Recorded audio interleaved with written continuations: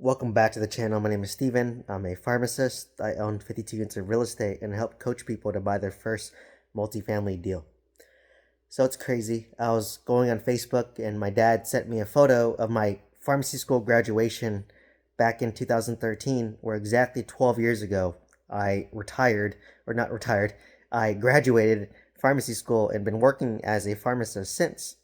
So I've been kind of reflecting on my pharmacist journey. And what's kind of crazy is I graduated pharmacy school at 23 years old.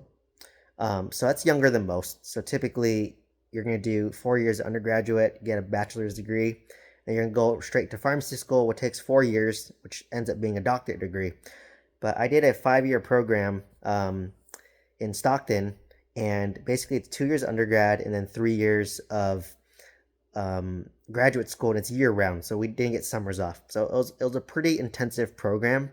And to be honest, when you're 18 years old coming out of high school, you don't know if you want to be a pharmacist. Like, no one knows if they want to be a pharmacist, unless maybe if your parents were pharmacists, then maybe you would want to follow in their footsteps. Like, that's very common in the profession where the parents went to University Pacific and their kid goes there as well, and they're considered legacy. So for me, both my mom, both my dad, no one in my family, no one's pharmacist. I was just kind of pushed there because my sister was a pharmacist, and then she was kind of, in my opinion, forced to be a pharmacist because it's a stable career, and I think she wanted to do like digital marketing or graphic design, something like that, something more creative, not something like healthcare, like pharmacy. So, anyways, just kind of reflecting, graduate at 23, and I just remember I felt very clueless when I graduated, like despite going through the program. Like, to me, it just felt like I just graduated from like college because I was so young. Like, I just imagined it as I did 4 year university and then 1 year as an intern, and from there I came out as a pharmacist, and I was making 250, or not, I had 250K student debt, making about 120K, and it's kind of interesting reflecting back. So I actually started off working at Walgreens, and I have a video talking about it. It's my most viral video. But I got fired from Walgreens. Like, my first job was Walgreens. I got fired from Walgreens, and in hindsight's 2020. In the moment, I was like, "Oh shit, my career is screwed." Um, but in hindsight, like, it's probably the best thing that ever happened to me because it forced me to go into the hospital setting. So, which is where I've been since for most of my career. So I've always been working in the hospital setting, as a hospital pharmacist, and then I moved up into leadership. So I've been, pharmacy director, clinical manager, operations manager, assistant director, you name it. I've probably been that title, right? So the first 4 years was spent being clinical, where I just was a regular frontline pharmacist in a hospital, would verify orders, check medications, check the tech's work. Um, Doctors would ask me for consultations on medication recommendations. You'd round with physicians, like whatever that looks like, right? The first 4 years. And then the past 8 years has been spent in a leadership position. So when I stepped up to be a pharmacy director at a small hospital, um, they don't really teach you how to be a director or about management. Like, they don't teach you soft skills. They don't teach you how to think, systematically. They don't teach you how to problem solve. They don't teach you about finances. That's why I ended up pursuing a master's in public health degree, is because I wanted more education. I was very big on like self-education, trying to better myself. That's always been my goal. So I finished my master's degree and then ended up elevating up to a director position at a smaller hospital. And did I need the master's degree to become a director of pharmacy? Probably not, but it did probably help because I had no experience. And it's, once again, it's a catch-22. How do you get experience as a pharmacy director or pharmacy leader if no one's willing to hire you without experience, unless you just move up internally? So I've been in leadership since, and by being in leadership positions, it taught me a lot about operations, problem solving, systematic thinking, very numbers based oriented in terms of being analytical, being data driven. What does that translate to? That translates well to real estate, right? Or translates well to some operationally focused business. So because of my pharmacist background, my pharmacy operations background, it translates very well into real estate operations, managing multifamily renovations, managing asset managers, managing contractors, talking to people, negotiation, soft skills, because it's in my opinion, easier to negotiate a real estate deal than it is to negotiate with like a physician and convincing them as to why this is the best therapy or drug for the patient. So, anyways, just looking back at my 12-year career, like I never thought that, number one, I would be in leadership. Like I think no one expects to be in leadership, but for me, it was the appeal of making more money, number one. Number two was having a Monday through Friday schedule, and having your weekends off, because when you're a regular pharmacist working in the hospital, you might work AM times, you might work, you're a swing shift worker. You might work in the morning, you might work in the evening, you might work graveyard, and you're working every other weekend, you're working every other major holiday, so you work every other Christmas, for example. So I wanted holidays off, I wanted weekends off, so that's why I kind of went to leadership. But also, it was nice to kind of learn, and I do like operations and all that. So if you met me in farm school, you never thought I would have been a pharmacy leader. Like I never thought I'd be that either, right? That's one thing. Another thing that I never thought would happen, reflecting on my 12-year career, is that I got laid off. So I have a video talking about it. It's my second best video. So my best video is me getting fired from Walgreens. My second best is me getting laid off, right? And this happened during COVID, and it was in 2020 when I first relocated to Southern California. I basically was at a hospital that was for profit, and it was losing money during COVID because people were too afraid to go to the emergency room. People were canceling surgeries. Hospital, that's what makes hospital money. They were losing money. And then one day I showed up and was laid off. And I was kind of sold the hopium or the dream that healthcare was a stable job, that healthcare was, you're untouchable when you're in healthcare. But as you can see now, as you can see today, a lot of healthcare workers are getting laid off, right? You can be working for the VAs. They made a lot of layoffs there, which I'm sure healthcare workers are affected. They're making layoffs for the Department of Health Services. They're making layoffs in, county hospitals, everything, right? There's layoffs happening right now, and it happened during COVID. So you think that if you're in healthcare, if you're in the government, you're safe, especially if you're a healthcare worker for the government hospital, you're super safe, but layoffs have been happening, right? And I was laid off during COVID because they need to cut their costs, and it's easy to cut a pharmacy manager who's making good money. So, but from that, I never thought I'd get laid off, right? And once again, it ended up being one of the best things that happened to me in my life. So like, had he told me like, hey Steven, like you're gonna graduate, you can get fired from Walgreens, and you can get laid off once you work at a hospital, I'll be like, this is sounds like a terrible career, and it sounds like my life would be miserable. But looking back once again, actually me getting laid off was probably the second best thing that happened to me, because it forced me to diversify my streams of income and to really go all in with real estate, right? So when I got laid off is a time when I was buying my multifamily apartment complexes. And when I was laid off, that's when I joined the mentorship program. That's when I was sending mailers to go buy my 26 unit apartment complex. That's when I was sending out, when I found my mobile home park. That's when I found my 20 unit apartment complex. So, I was still working because, the pharmacist job pays the bills today. It puts food on the table today. But outside of my work hours, so before my work, so 5 to 9 a.m., and then, 5 p.m. to 9 p.m., that's when I was doing my side hustle of real estate. And I was really focused in on that because at that point, I've been a pharmacist for, 2020, at least like 7-8 years. The job was, for the most part, on autopilot, because I hate to say it about my profession, but like not much has really changed in terms of like hospital operations over the past like 8 years. I feel like I've been doing the same thing for 8 years, just different situations and different personalities and different people in different hospitals. But like it doesn't really change. And as someone for me who like learns at such a rapid pace, and someone like me who gets bored easily, like it's actually a tough profession to be in. A lot of people that go to pharmacy, they just like stability. They like doing the same thing every day. They want to know, they wake up and they do A, B, C, D exactly the same every day. That's what attracts people to the pharmacy profession. But for me, I kind of like the variability.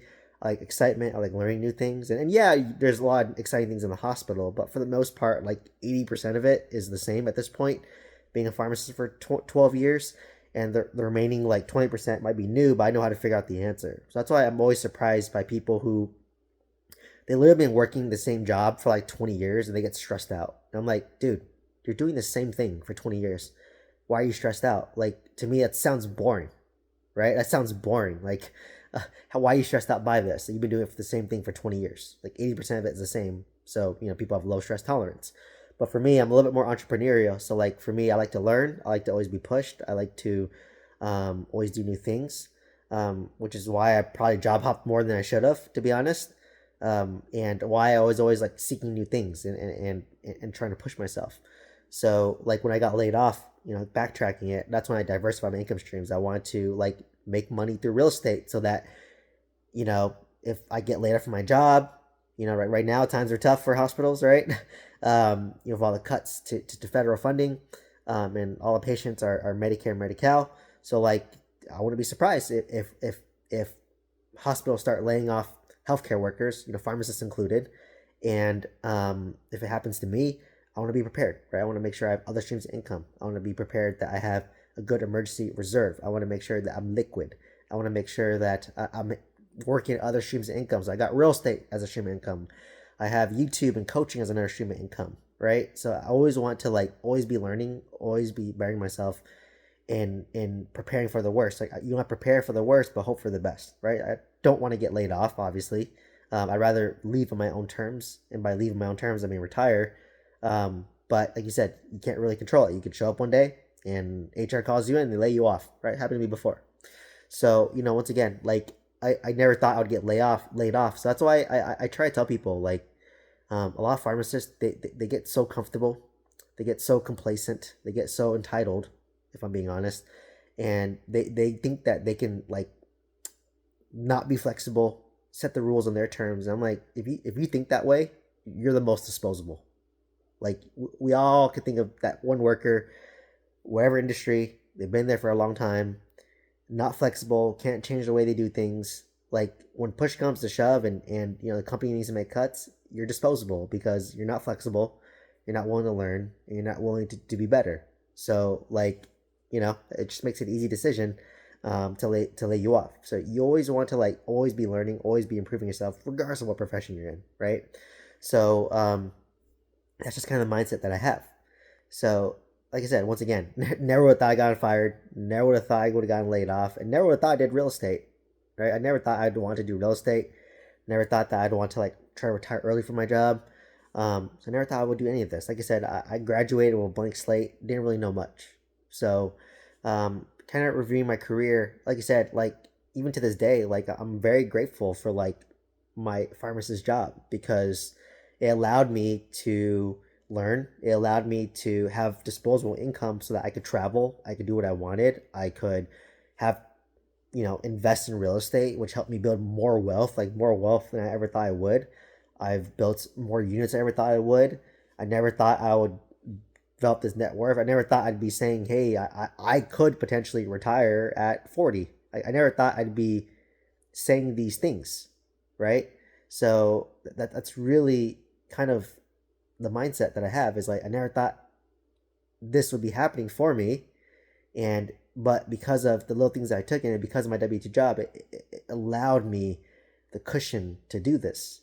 So that's what's really, really, really key, right? Is that, like, don't take your job for granted, right? Like, I get it. I think any job gets boring after a while, at least in my opinion. And keep in mind, I'm more entrepreneurial, more growth mindset. But like, for me, it didn't matter what job I did. I could have been a doctor, I could have been a software engineer, I could have been anything. I think I'd be bored of any job at this point, right? Like, I would be bored, unless I was working for like a tech company, and there's always change and innovation. But like, I think I'd get bored regardless. I think that's just my personality.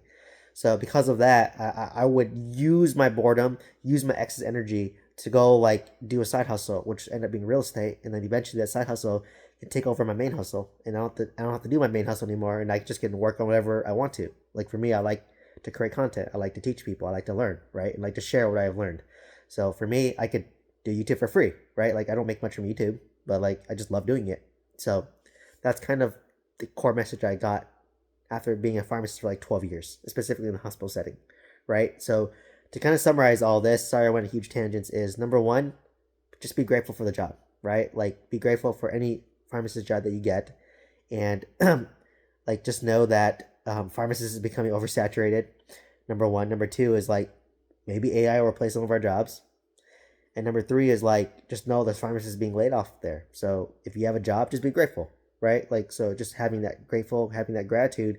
And I get it. If pharmacy is not the most fulfilling, or maybe you did pharmacy not because you like it, because you want to make money, like, then live frugally, right? Focus on increasing your income, and then learn to invest, right? Learn to invest in real estate, learn to invest in stocks, learn to invest in a side business. And then from there, maybe the stocks, maybe the real estate, maybe the side business can replace your pharmacist job, but it's going to take you at least 15 years, right? Unless you hit off on a business. Another thing too is like a lot of things that you learn as being a pharmacist will translate well to other things. Like because of being a pharmacist and being in hospital operations, it translates very well to managing apartments, to managing renovations, to staying organized, to being systems and process oriented, to being detail oriented. All this translates very well. I manage pharmacists, right? So because I manage pharmacists, I know how to manage property managers. I know how to manage contractors. I know how to negotiate, right? I understand contracts because I deal with contracts. I understand negotiations. I'm always negotiating with like administration about things. So these are all very translatable skills. So don't think it's a waste of your time, right? Like when I go to my 9 to 5, I don't think it's a waste of time. Obviously, it could be less boring, right? I wish I'd be more entertained. Like some days you're just bored out of your mind.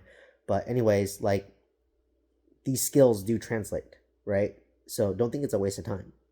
And another thing too is like, don't think you're free from like not getting fired or laid off. Like when push comes to shove, like you can get fired for political reasons. You can get laid off for political reasons. Like at the snap of a button, maybe your hospital loses money and they just need to cut costs. So you could be laid off. So because of that, make sure you have an emergency reserve. Make sure that you have other streams of income, and make sure that you're constantly learning so that you're always improving yourself and you're not being outdated. Because I see so many pharmacists that are so outdated. So that's kind of my 12-year review of me being a pharmacist. Like once again, never thought I'd be in leadership. I never thought I'd own this much real estate. I never thought I'd be trying to retire early, right? Never thought I'd be fired. Never thought I'd get laid off. So life gives you ups and downs, and it's just a matter of how you respond to it. You can let it take you down. But I could have let Walgreens take me down, but I didn't. I got better from that and went into the hospital setting. I could have let getting laid off let me take me down, but instead I decided to dive headfirst into real estate and build up a nice portfolio, a nice net worth, nice cash flow, right? So like things happen for a reason, right? And when things happen, you are prepared and ready to take over it. That's it. So anyways, kind of more of a reflective video and kind of a mindset video, a little change of pace. But if you want to learn to buy your first multifamily deal, click on my link tree down below. From there, you can see my coaching, my courses, my mentorship. From there, from my link tree, you can send me an email as well. If you have questions, if you want a discount code, happy to give that. Otherwise, I do have a free newsletter as well. Please click on that. I send out newsletters here and there. Otherwise, please like, comment, subscribe. Hope to get your thoughts and your input, and hope to see you next one. Thank you so much.